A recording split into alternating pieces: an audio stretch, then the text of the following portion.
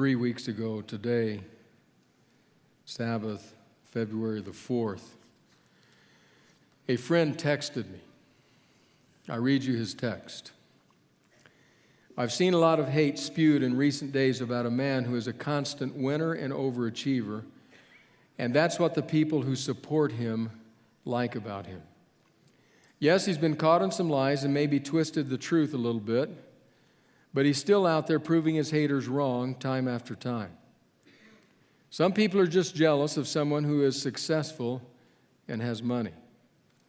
Throw in a hot foreign model at his side, and they hate even more. You may not have wanted him in his role, but he's there now, and there's nothing you can do about it. I know it's just going to get worse over the next several days, but like it or not, Tom Brady is in the Super Bowl again.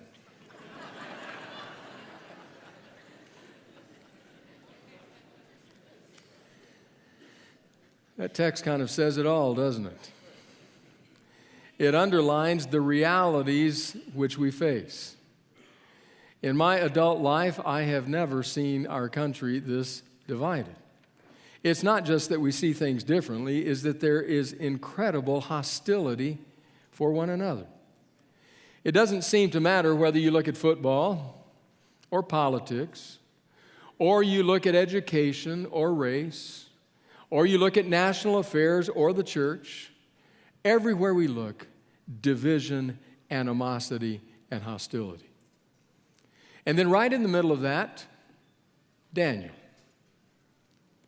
Now, I, for quite some years now, have wanted to preach on Daniel.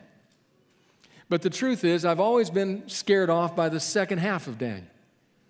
We end today the first half, the 6 narratives of Daniel. Next week begins the 4 visions of Daniel. The visions of Daniel have always scared me off. But about a year, not quite a year ago, I decided, okay, it's time. We're going to wade into Daniel. I'm still scared about the second half, but we're going to wade into Daniel. And so as I've shared with you before, last summer, June, July, I sat down while in Africa and outlined the series, a lot of thought and prayer and study, which dates would be which preaching passages, what the themes were that emerged out of those preaching passages. And we were ready to go. Now, in Africa, I'm not defending this, just reporting it, what was happening on the American scene, and particularly the American political scene, seemed a million miles away. Never crossed my mind. And then came the election and the inauguration and a profoundly divided country. And then I would come week after week to the book of Daniel to once again open the book and begin to delve into it and read it and say, oh my goodness, are you serious? It seemed like such a good idea at the time. But I have been struck by 2 things.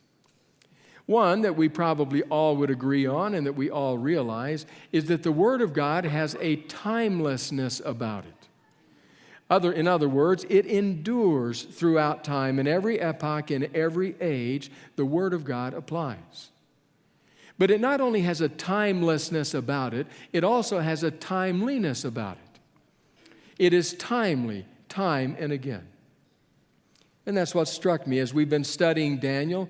The timeliness to our world situation, to our international and national situation, to our own church situation. It's exceedingly timely. Passage after passage, narrative after narrative, clear applications in our own lives and world.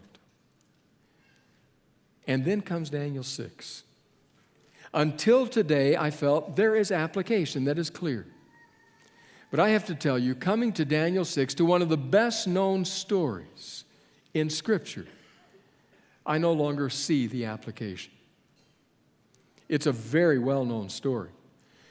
If you grew up as a Seventh-day Adventist going to Sabbath school, or if you grew up as an evangelical Christian going to Sunday school, I can almost guarantee you that this was one of the primary stories you heard. Daniel in the lion's den. We all know the story. It's a precious story. In fact, I thought Buddy Hoteling did an exceptional job this morning singing the story of Daniel in the lion's den. But my question has been, how does that apply to me? To us? Now, I recognize I would say something very different if we were in a different country. In fact, as I read the different lists by the different Christian aid organizations, the organizations that watch the persecuted church around the world, the same names appear on different lists. I can tell you that if we were a gathering of Christians, we would have to do so in hiding. But if we were a gathering of Christ followers that came together this morning in the country of North Korea, the story of Daniel 6 would glow. It would be filled with meaning for us. Or just follow the top 10 list down to countries like Saudi Arabia or Iran or some of the other countries filled with no doubt very good people, but very repressive in terms of Christian faith. If we were there, and that's what our experience was, then I would say Daniel 6 is a chapter that has great meaning for us here, now, today. But that's not where we are. We're in 21st century Southern California. We got up, we got dressed, we came to church. We did so openly. In fact, not only openly, but knowing that we have the full protection of the law to worship God in freedom according to the dictates of our conscience. That's our experience. And so we're able to gather here and to do so and sing praises and pray and read the Word and ask the question, what does Daniel 6 have to do with us? Take, for example, one missions organization named Asian Access, or A2 for short, that reaches out into some of the countries in their part of Asia. And at least one of the countries is a repressive regime. They don't name the country, don't say which one it is, but they do say this. When it comes time for baptism, they have a certain set of questions that they ask the baptismal candidates. Now, we have many baptisms here. I had the privilege of having a baptism last week, a young woman named Tori Pratt.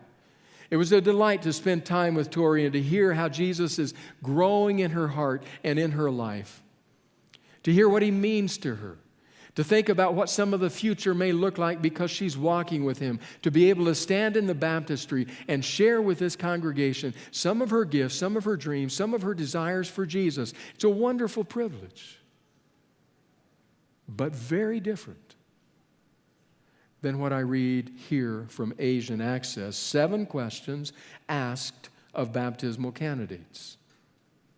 1, are you willing to leave home and lose the blessing of your Father? 2, are you willing to lose your job? 3, are you willing to go to the village and those who persecute you, forgive them, and share the love of Christ with them? 4, are you willing to give an offering to the Lord? 5, are you willing to be beaten rather than deny your faith? 6, are you willing to go to prison? 7, are you willing to die for Jesus? The baptismal vows. Quite different from the ones you took and I took. In fact, it left me wondering, what if those were our baptismal vows? What if for every candidate who steps foot into those waters, these are the questions. Are you willing to lose it all? Are you willing to die? Would we baptize anyone? Or on the other hand, would we have so many desiring baptism we wouldn't know how to handle them? Think of the words of Jonathan Sacks, former chief rabbi of Great Britain, who once referred to what he called the counterintuitive phenomena of Jewish history. Listen to what, what Sacks writes. He says, when it was hard to be a Jew, people stayed Jewish. When it was easy to be a Jew, people stopped being Jewish. Globally, this is the major Jewish problem of our time. I might paraphrase Sacks's words to say this is the major Christian problem of our time. It calls to mind the words of the early church father Tertullian, who said, the blood of the martyrs is the seed of the church.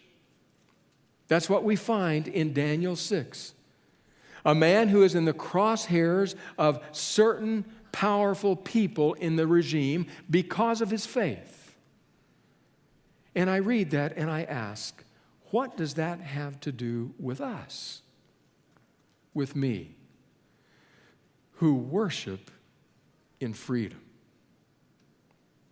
And as I ask that question, it's as though I can hear a lion roar.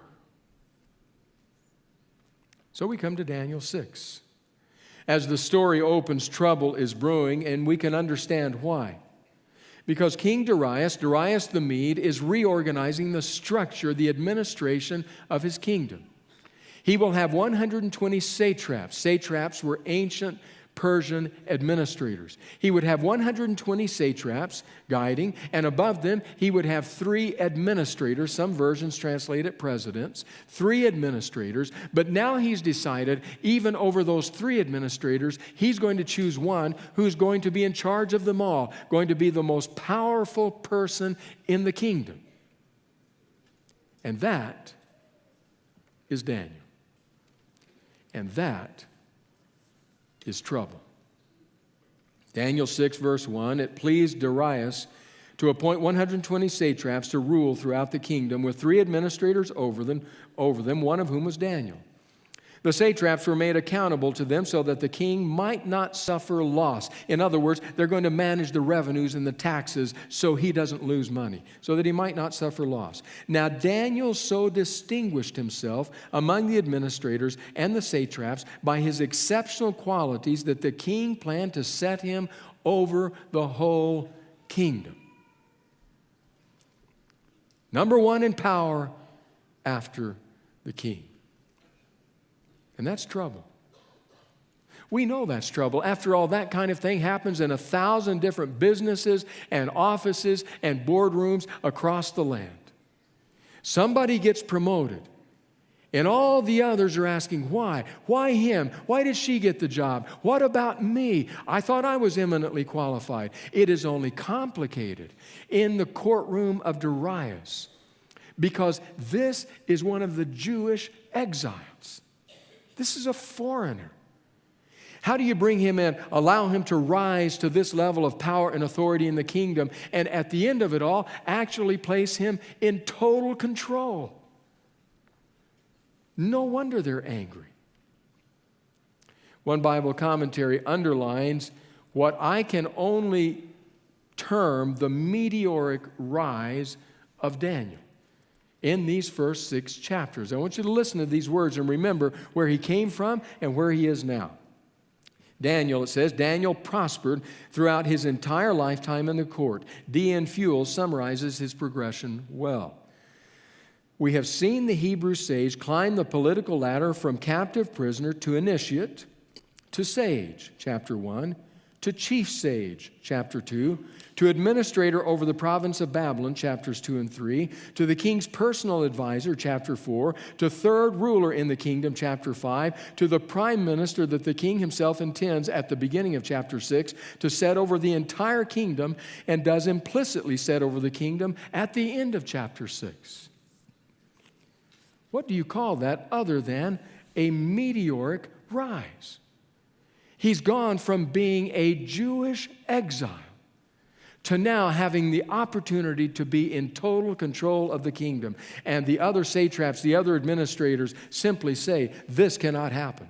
We cannot allow this to take place. And so they get together, they begin to scheme and connive and plan until they come up with a plot that they say, this will absolutely work. We have to implement this. We've got to go see the king. And in the background,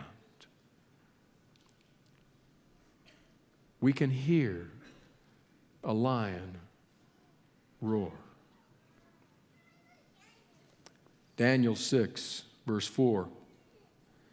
At this, the administrators and the satraps tried to find grounds for charges against Daniel in his conduct of government affairs, but they were unable to do so. They could find no corruption in him because he was trustworthy and neither corrupt nor negligent. Finally, these men said, we will never find any basis for charges against this man Daniel unless it has something to do with the law of his God. So these administrators and satraps went as a group to the king and said, may King Darius live forever. The royal administrators, prefects, satraps, advisors, and governors have all agreed that the king should issue an edict and enforce the decree that anyone who prays to any god or human being during the next 30 days, except to you, Your Majesty, shall be thrown into the lion's den.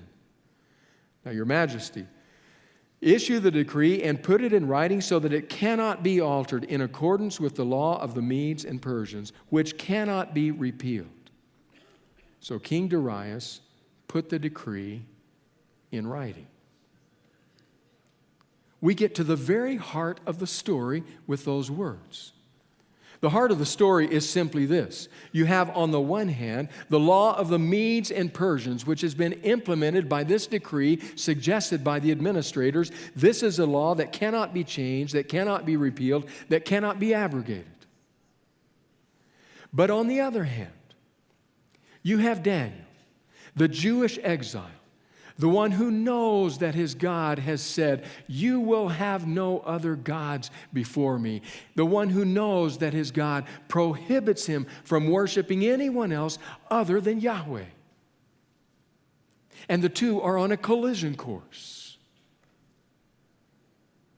And in the background, we can hear a lion roar. And I say to myself, what does that have to do with me? With our church? The land of the free, the home of the brave. What does that have to do with us?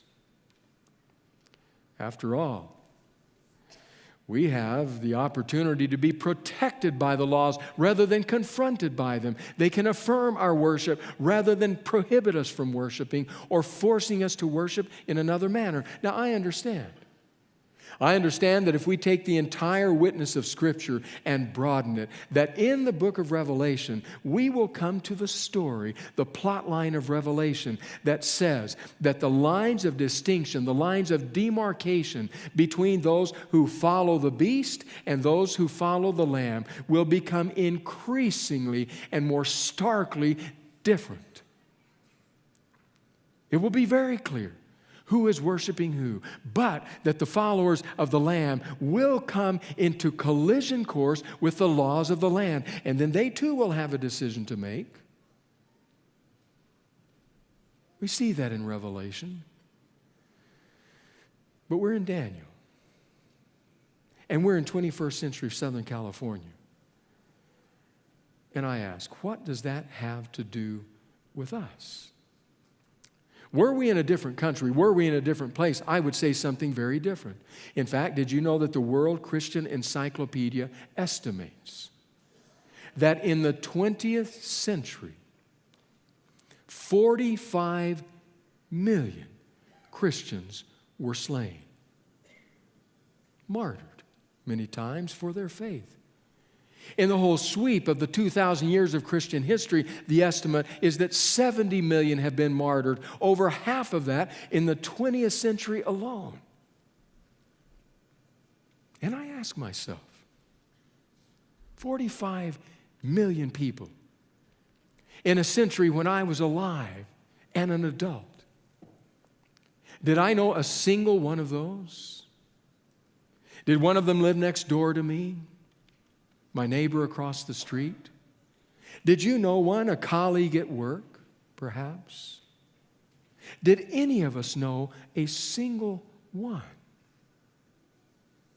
of 45 million? In the background, a lion roars, yes, but that lion is roaring back in the day and the time of Daniel and in other parts of the world today. But for us, I would have to say, it really doesn't sound like a roar. It really is a growl. That's all we hear. The lion growls. It can be deep and guttural and threatening, but it's just a growl. And you know how we hear the lion growl in our day and time? We hear it in the snide, sarcastic comment of a colleague at work who puts down our religious faith. We hear the growl and we wince. We hear it on the evening newscast as the newscaster tells a story which paints people of faith in a very bad light and tells it with ease and with clarity, and we wince because we hear the lion growl. We hear it in the monologue of the comedian in the talk show host, in a profanity-laced tirade against people of faith, demeaning what we believe. We hear the lion growl and we wince. But understand, it's not a roar. It's a growl. Yet even that is at times sufficient to cause us to question our faithfulness. It comes in small ways, unobtrusive moments, when we feel the heat of the lion's growl. Sit down in Chipotle to eat lunch. Surrounded by the commotion of the crowd, laughing, talking around us, eating, enjoying lunch, we sit down in the middle of this culture affected by the lion's growl, and comes that moment when we're about to bow our heads, and then we just say to ourselves, you know what? I can just pray in my heart. Pray in my mind to God. That's what matters. Because we've heard the growl. Or we sit reading our ebook on our iPad, on our flight, thinking, I'm sure glad this faith-based book is on my iPad. Because if I was reading this and had a hard copy and my seatmate could see the cover, they'd think I was some kind of religious nut. And the lion growls. And we wince. Or consider Old Testament scholar Trimper Longman, who speaks of such things. He speaks of it as Sunday worship. He's from an evangelical background. For us, it would be Sabbath worship. Listen to what he writes about how the growl of the lion can affect us. The modern parallels to Daniel 6 in Western democracies take place in local situations. A librarian is fired because she refuses to work on a Sunday morning during worship services. A young teenager is told by his parents that he may not meet with the neighborhood church's youth group for prayer because they do not want him involved in all that superstition. A wife is told that she can be a Christian but must not act like it around the house. When we today most often encounter conflict analogous to Daniel 6, where we encounter it is the law of God versus the law of an employer, a parent, a spouse. That's when the lion growls. And that's when we are tempted to wince and capitulate. The interesting thing is that as you read through Daniel 6, and as you read the experience of Daniel and his prayer 3 times a day, it becomes crystal clear that this is just his habit. This is how he conducts his life. These small acts of faithfulness that have made him the person of integrity that he now is. His opponents, his foes, have said, we know his weak point. His weak point is his prayer life, never realizing that they had just found his strong point, not his weak point. And he kneels to pray, and as he does so, the lion roars. Verse 10, now when Daniel learned that the decree had been published, he went home to his upstairs room where his windows opened toward Jerusalem. 3 times a day he got down on his knees and prayed, giving thanks to his God, just as he had done before. His custom, his practice, dared to be a Daniel. Verse 11, then these men went as a group and found Daniel praying and asking God for help. So they went to the king and spoke to him about his royal decree. Did you not publish a decree that during the next 30 days, anyone who prays to any god or human being except to you, your majesty, would be thrown into the lion's den? They want to get him committed before they tell him what's happened. The king answered, the decree stands in accordance with the law of the Medes and Persians, which cannot be repealed.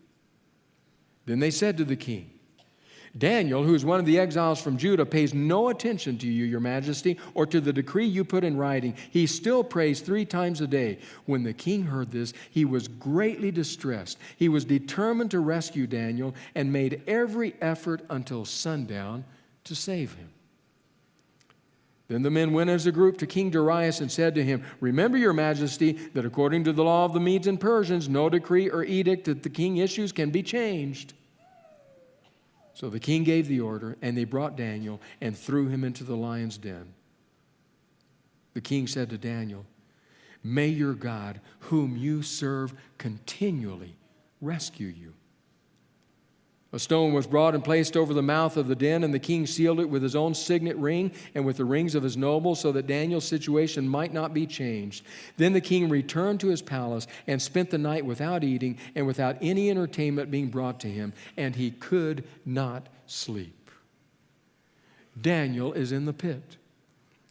He's in the pit with the lions. He's in the pit not because he disobeyed and got in trouble, but because he obeyed God. He fulfilled God's will and purpose in his own life, and because of that, it brings him to the greatest extremity of his life. In the pit with the lions. Have you been there?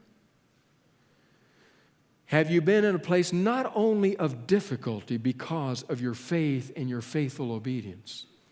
Not just difficulty, but darkness and even danger. That's where Daniel finds himself. I don't know. I don't know what that has to do with us. Probably few of us have been at that place.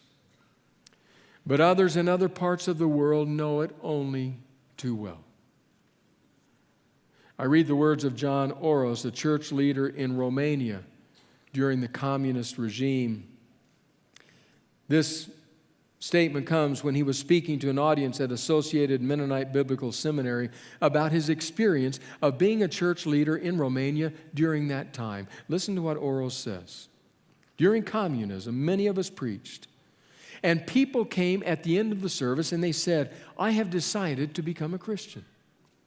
We told them, "It's good that you want to become a Christian, but we would like to tell you that there is a price to be paid. Why don't you reconsider what you want to do? Because many things can happen to you. You can lose, and you can lose big." Now, a parenthetical aside, can you imagine if you sent your young person to talk to me, to talk to Pastor Miguel, Pastor Shauna, somebody on the pastoral staff, you sent them to us, you came to us and said, "We would like to be baptized. We want to more deeply follow Jesus." And we responded and said, "We would advise against that because it is very costly.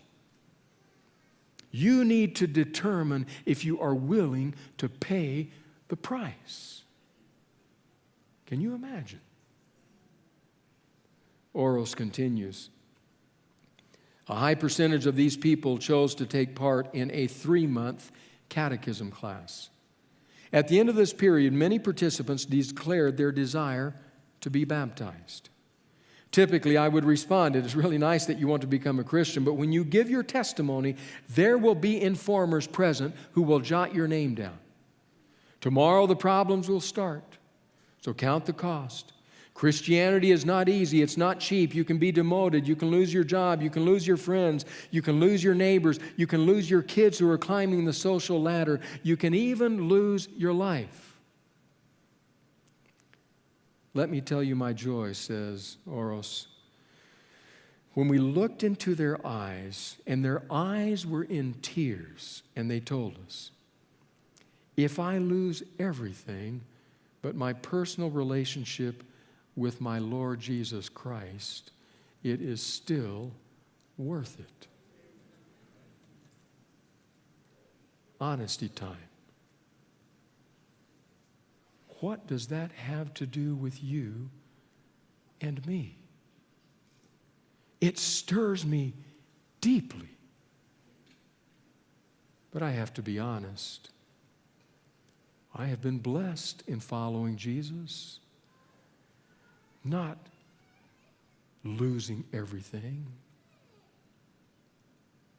So Daniel, all the way through, has applied to our context, our situation, our world, our country, our church, ourselves. But this chapter, as we hear the lion roar,